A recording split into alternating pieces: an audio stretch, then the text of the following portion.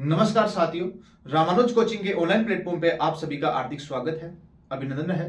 मैं ऐसा सियोड़िया आज आपके पास लेके आया हूं आरपीएफ 2024 रेलवे प्रोटेक्शन पुलिस ने जो अपनी विज्ञप्ति दी है अभी अपनी भर्ती के लिए कुछ पदों के लिए नोटिस डिपार्टमेंटली जारी किया है। उस नोटिस के ऊपर कुछ चर्चा करेंगे। उस नोटिस में कौन सी पोस्ट है, कितनी पोस्टें आई हैं, एसआई के लिए कितनी पोस्टें हैं, कांस्टेबल की कितनी पोस्टें हैं, सभी पोस्टों की अपन बात करेंगे, आज चर्चा करेंगे।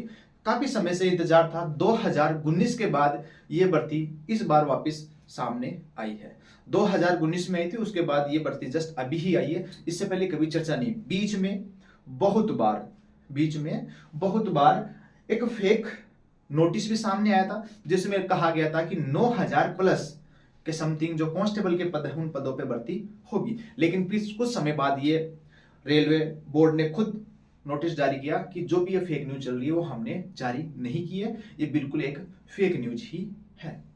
चलो आज अपन फिर बात करते हैं कि ये अब जो नोटिस आया वो फेक है कि नहीं है। तो ये नोटिस जो आया वो बिल्कुल फेक नहीं है, ये बिल्कुल सही नोटिस है। और ये भी वह नोटिस है जो डिपार्टमेंट ने, जो रेलवे पुलिस ने सरकार से भर्ती की मांग की थी, और वो किस समय की थी, 2020 में की थी, 21 में की या 22 में की, तब उनको ये जो मंजूरी मिली है। अब जब उन्होंने भेजा था 2000 कांस्टेबल और 250 एसआई के लिए, वो मंजूरी दे दी है।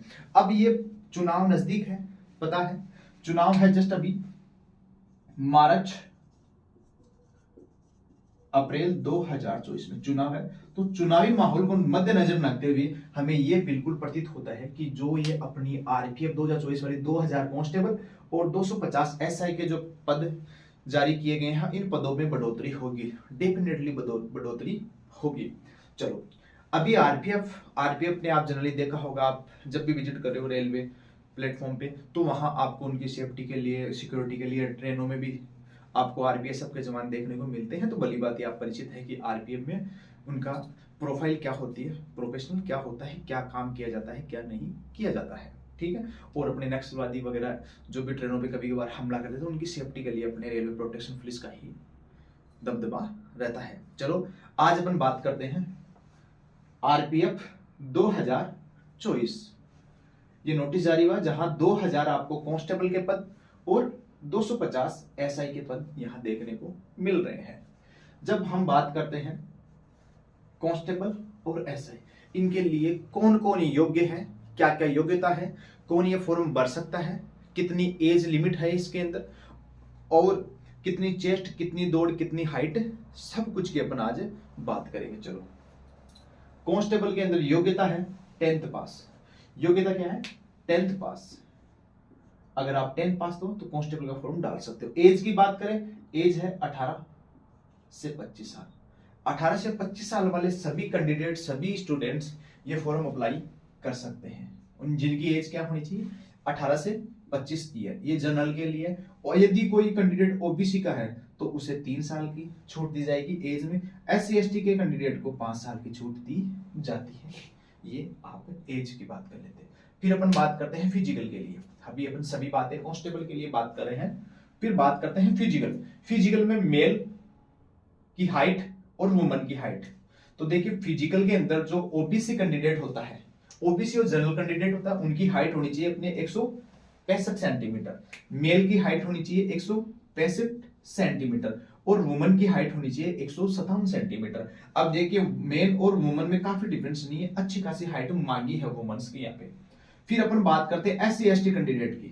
SC ST कैंडिडेट मेल के लिए 160 सेंटीमीटर और वुमन के लिए 152 सेंटीमीटर, 152 सेंटीमीटर रिक्वायर्ड है एक SC ST वुमन के लिए कांस्टेबल के अंदर।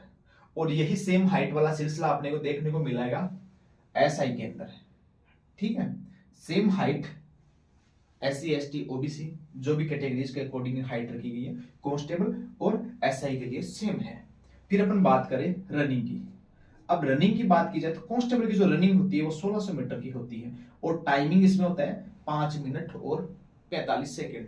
और ये जो दौड़ है बस अब नॉर्मल नहीं है जवानों, ये दौड़ जो आर्मी वाले बंदे होते हैं उनकी जैसी दौड़ है, बिल्कुल है ना, सेम वो टाइमिंग है। उनमें तो क्या होता है, कभी कभार थोड़ा सा टाइम आगे पीछे हो सकता है लेकिन यहाँ फिक्स होता है आपके पाँव पे या फिर चेस्ट पर चिप लगाई जाएगी, उस चिप के आधार पे काउंटिंग होगी, तो यहाँ आप माइनर सेकंड से भी रह सकते हो। फिर आती है लॉन्ग जंप की बात। लॉन्ग जंप होंगी 14 फीट। 14 फीट की क्या होती है यहाँ पे लॉन्ग जंप रखी गई है, और हाई जंप 4 फीट रखी गई है। ये सब है मेल कैंडिडेट के लिए। और अगर फीमेल कैंडिडेट आ जाए, वुमन आ जाए, तो उसके लिए क्या करना है, वहां 800 मीटर की दौड़ होगी 3 मिनट और 40 सेकंड में। 3 मिनट और 40 सेकंड में कितनी है, 800 मीटर की दौड़ है।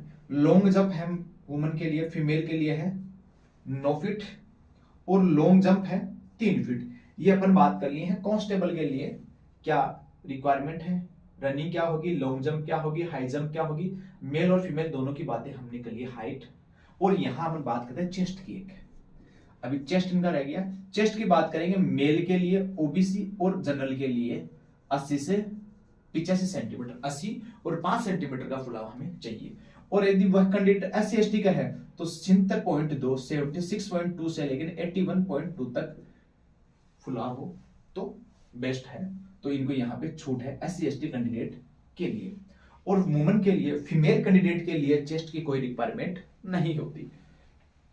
फिर अपन बात करते हैं SI देखिए अपने आप में 2 स्टार होता है, एक अच्छी पोस्ट होती है। इसके लिए आपकी योग्यता, एजुकेशन आप होने चाहिए, किसी भी स्ट्रीम से आप ग्रेजुएट होने चाहिए, किसी भी स्ट्रीम से आप ग्रेजुएट होने चाहिए, आप कॉलेज कंप्लीट होने चाहिए, BA BSc MCom बीटेक जो भी आपने कर रखी है वो आपकी ग्रेजुएशन कंप्लीट होनी चाहिए। एज की बात करें तो 20 से लेकर 25 ईयर तक की एज कैंडिडेट यहाँ अप्लाई है।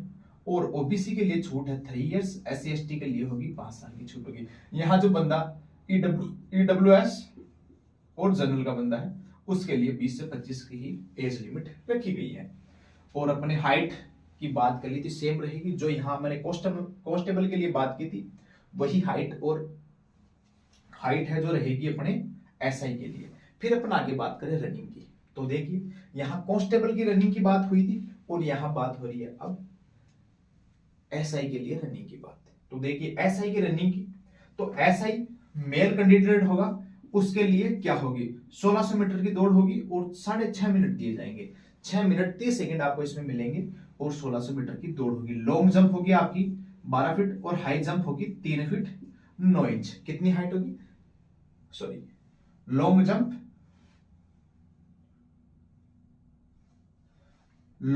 होगी 12 फीट, हाई जंप होगी 3 फीट 9 इंच। ये है मेल कैंडिडेट के लिए।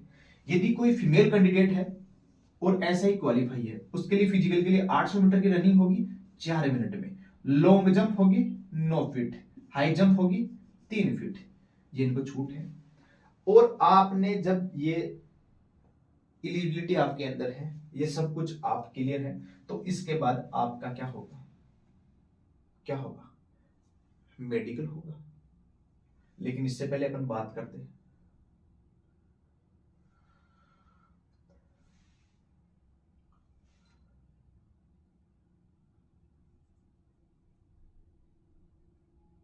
अब देखो अपन चर्चा करते हैं इनके बारे में। तो इस 2000 कांस्टेबल और 250 SI में कहा है 10% कैंडिडेट जो एक्स सर्विसमैन है उनके लिए रिजर्व पोस्ट है। यहाँ पे 10% जितनी पोस्ट है उन पोस्टों का 10% एक्स सर्विसमैन के लिए रिजर्व है। और फिर जो 15% 50%, पहले 50% रिजर्व था जब 19 में वैकेंसी आई थी उस समय, अभी 15% का नोटिस में जिक्र किया गया है कि वुमन के लिए, फीमेल कैंडिडेट के लिए 15% रिजर्व है, मतलब 15% तो फीमेल लेंगे ही लेंगे। ये था इनका। फिर अपन बात करते हैं एग्जाम पैटर्न की। एग्जाम पैटर्न मेन काम होता है एग्जाम का। एग्जाम पैटर्न प्रथम प्रोसेस, सिलेक्शन की प्रोसेस होती है वो अपने स्टार्ट होती है एग्जाम पैटर्न से। एग्जाम पैटर्न देखो, CBT एग्जाम ऑनलाइन होती है, कंप्यूटर बेस्ड टेस्ट होता है, उसके बाद होता है फिजिकल, उसके बाद होता है डॉक्यूमेंट्स वेरिफिकेशन, उसके बाद मेडिकल के बाद में आपको ज्वाइनिंग दे दी जाती है। तो जो CBT है वो ऑनलाइन होती है, कंप्यूटर बेस्ड होती है। कितने टाइमिंग होती है, 90 मिनट आपकी टाइमिंग होगी। क्वेश्चन कितने जाएंगे, 120 क्वेश्चन आपको इसमें दिए जाएंगे। जो आपकी टेस्ट होगा, जो आपका पेपर होगा, पेपर में 120 क्वेश्चन होंगे और 120 क्वेश्चन में 90 मिनट आपको टाइम दिया जाएगा। अब 120 क्वेश्चन कौन कौन से होंगे आप देख पा रहे हैं। मैथ के 35 क्वेश्चन होंगे, रीजनिंग के 35 क्वेश्चन होंगे, जीके के 50 क्वेश्चन होंगे। इन सभी को मिला के कितने हैं? 120 क्वेश्चन आ रहे हैं। ठीक है, 120 क्वेश्चन आ रहे हैं और प्रत्येक क्वेश्चन 1 नंबर का होता है, 120 नंबर का पेपर होगा। और नेगेटिव मार्किंग आपकी दी जा रही है 1/3। इस नेगेटिव मार्किंग का स्पेशल ध्यान दें। नेगेटिव मार्किंग कितनी जा रही है जवानों? नेगेटिव मार्किंग होगी आपकी यहाँ पे 1/3। नेगेटिव मार्किंग क्या होगी? 1/3। अब ये टेस्ट पास होने के बाद में अगर आपका टेस्ट पास हो जाएगा तो इस टेस्ट पास हो सीबीटी पास 10 गुने विद्यार्थियों को, सीबीटी टेस्ट पास विद्यार्थियों के 10 गुना को, जो टॉप 10 मल्टीपल में जो टॉप 10 गुना होंगे उन बंदों को फिजिकल के लिए कॉल होगा, उनका फिजिकल के लिए कॉल लेटर आएगा। तो इस प्रकार से ये एग्जाम कंप्लीट होगी। जब फिजिकल कॉल लेटर आ गया तो फिजिकल के लिए आपको मापदंड बता दिए हैं, ये फिजिकल सब कुछ होगा। ये होते ही फिर आपके पास डॉक्यूमेंट्स वेरिफिकेशन, डॉक्यूमेंट्स वेरिफिकेशन के बाद में आपका मेडिकल होगा और मेडिकल होने के बाद आपके पास डायरेक्ट आपको ज्वाइन दे दिया जाएगा। इससे आप फिर मेडिकल फिट होने के पास आपकी एक कट ऑफ जाएगी। कट ऑफ होने के बाद जब आप सिलेक्ट हो जाते हो तो आपके घर पे आपका ज्वाइनिंग लेटर आएगा और कुछ दिनों में आप ज्वाइन कर लेंगे। तो भाई अच्छी लगी, और इसके साथ जो भी चेंजेस होंगे वो चेंजेस हम आपके पास जल्द ही लेके आएंगे। और तो उनके साथ हमारे से जुड़े रहने के लिए अगर आपने चैनल को सब्सक्राइब नहीं किया है तो चैनल को सब्सक्राइब करें और बेल आइकन को क्लिक करें ताकि जो भी हम नई नोटिफिकेशन डालें वो आप तक पहुंच सके। धन्यवाद।